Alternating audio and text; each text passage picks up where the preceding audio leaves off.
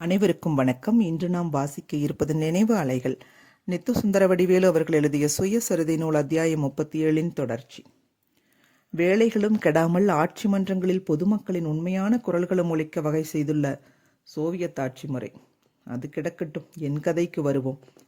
நான் கல்லூரி மாணவனாக இருந்த காலம் இந்திய விடுதலை போரொன்று உருவான காலம். காந்தியடிகளார் உப்பு சத்தியாகிரகத்திற்கு மக்களை ஆயத்தம் செய்து கொண்டிருந்தார். என்னுடைய நண்பர்களில் பெரும்பாலோர் விடுதலை இயக்கத்தின்பால் பற்றுடையவர்கள். அன்றுள்ள சாதி வெறி நிலையில் ஆங்கிலேயர் வெளியேறக்கூடாது என்னும் கருத்துடைய இரண்டொருவர் எனக்கு மிக நெருக்கமானவர். அதிலே ஒருவர் ஒரு மாவட்ட துணை தண்டல் நாயகத்தின் மகன். அவர் என் வகுப்பு மாணவர், பின்தங்கிய சமுதாயத்தைச் சேர்ந்தவர். என்னிடம் ஒலிக்காமல் பேசுவார். அவர் உப்பு சத்தியாகிரகம் வெற்றி பெறாது என்று அறுதியிட்டு கூறினார். அக்கூற்றுக்கு ஆதரவாக என்ன சொன்னார் தெரியுமா? அன்று மாநில மைய அரசுகளில் பல நிலைகளில் பணிபுரிவோரின் மொத்த எண்ணிக்கையை சொன்னார். மலைப்பான எண்ணிக்கை, எத்தனையோ லட்சம்.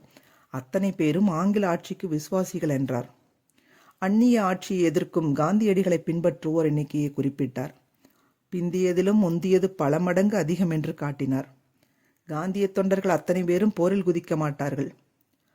அவர்களோ சிலர், நாமோ ஆங்கிலேயரை ஆதரிக்கிற நாமோ பலர். ஆகவே வெள்ளையன் வெளியேறுகிற ஆபத்தில்லை என்று விளக்கினார் நண்பர் ராமமூர்த்தி. ஆயினும் நான் மெல்ல மெல்ல விடுதலை இயக்கத்தின்பால் சாய்ந்தேன். வாங்கும் புதிய உடைகள் கதர் உடைகளாயின. ஆனால் பழைய வெளிநாட்டு ஆலை துணிகளை கொளுத்தவில்லை. முழுக்க முழுக்க கதர் உடையின் இல்லாமையால் ஆங்கில அரசாங்க ஒற்றரவருடைய தனி கண்ணோட்டமும் என் மேல் விழவில்லை. என் படிப்பும் இடையறாது தொடர்ந்தது. உப்பு சத்தியாகிரகம் தொடங்கும் நாள் நெருங்கிற்று. என் நண்பர்கள் சிலரிடையே பதைபதைப்பு, குசுகுசுவென்ற பேச்சுகள். எந்த ரகசியத்தையும் துருவுகிற பழக்கம் எனக்கு கிடையாது, இந்த வயதிலும் வரவில்லை. எனவே அப்பேச்சுகளை பற்றி உளவு பார்க்கவில்லை.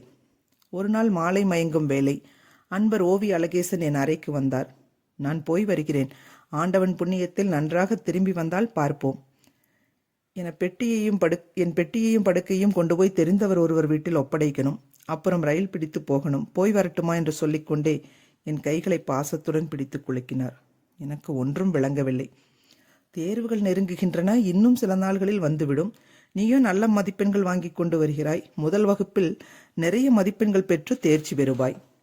அப்படி இருக்க இப்போது எங்கே போகிறாய்? தேர்வுகளை பற்றி உனக்கு அச்சம் ஏதும் இருக்க காரணமில்லையே என்று சொல்லிக் கொண்டிருக்கும் போதே மற்றொரு நண்பர் அங்கு வந்து சேர்ந்தார். ரிக்ஷா வண்டிக்காரன் அவசரப்படுகிறான். உனக்கும் நேரமாகிறது. வழியில் வேறொரு வீட்டிற்கும் செல்ல வேண்டியிருக்கிறது. தாமதம் செய்யாதே.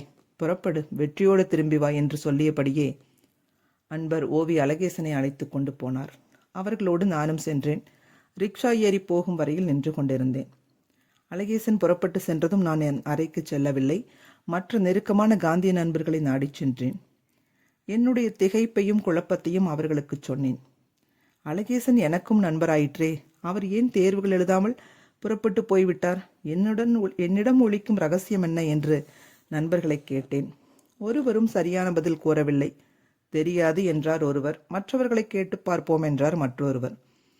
ஏறத்தாழ 2 மணி நேரம் என்னை அலைக்கழித்தார்கள். பின்னர் மெல்ல செய்தியை சொன்னார்கள். என்ன செய்தி? காந்தியடிகளின் தலைமையில் அவருடைய தொண்டர்கள் சபர்மதி ஆசிரமத்திலிருந்து தண்டிக்கு செல்ல போகிறார்கள். அங்கு போய் சேர்ந்தபின் உப்பு காய்ச்சுவார்கள். தனியார் உப்பு காய்ச்சக்கூடாது என்பது சட்டம். அச்சட்டத்தை மீறுவதன் வாயிலாக அந்நிய ஆட்சிக்கு எதிரான விடுதலை போராட்டத்தை தொடங்கப் போகிறார் காந்தியடிகள். இவை எனக்கும் தெரிந்த செய்திகள். இவற்றிற்கும் அழகேசன் மாணவர் விடுதியை விட்டு போவதற்கும் தொடர்பு என்ன என்று படபடப்போடு கேட்டேன். தண்டி யாத்திரை செல்லும் காந்தி அணியில் அழகேசன் சேர விரும்புகிறார்.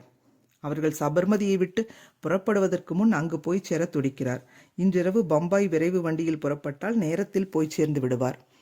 இது முன்கூட்டியே 4 பேருக்கு தெரிந்தால் இடைஞ்சல் வரக்கூடும்.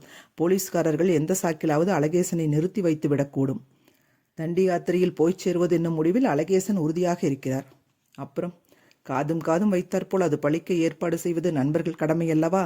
அதனால் விடுதியை விட்டு புறப்படும் வரை 4 பேர்களுக்கு தெரியாமல் வைத்திருந்தோம் என்ற தகவல்களை தெரிந்து கொண்டேன். உள்ளம் அமைதி அடையவில்லை. அழகேசனுக்கு 18 வயது ஆகிவிட்டது. நல்லது கெட்டதை முடிவு செய்ய வேண்டியது அவரே. நாம் கவலைப்பட தேவையில்லை. இருப்பினும் தண்டி யாத்திரையில் ஆசிரமத்தில் தன்னால் பயிற்றுவிக்கப்பட்ட தொண்டர்கள் மட்டுமே வரலாம் என்று காந்திஜி அறிவித்திருக்கிறாரே. கடைசி நேரத்தில் போய் சேருகிற சத்தியாகிரக பயிற்சி பெறாத அழகேசனை எப்படி சேர்த்துக் கொள்வார்? மாட்டேன் என்று சொல்லிவிட்டால் வீண் அலைச்சல், பணச்செலவு, தேவையில்லாமல் தேர்வுகளை இழத்தல், இத்தனையும் சேர்ந்து அழகேசனுக்குள் எரிச்சலையும் ஆற்றாமையையும் வளர்க்காதா என்று மடக்கினேன். இப்ப பேசி பயன் என்ன? அரக்கோணம் தாண்டி போயிருப்பான்.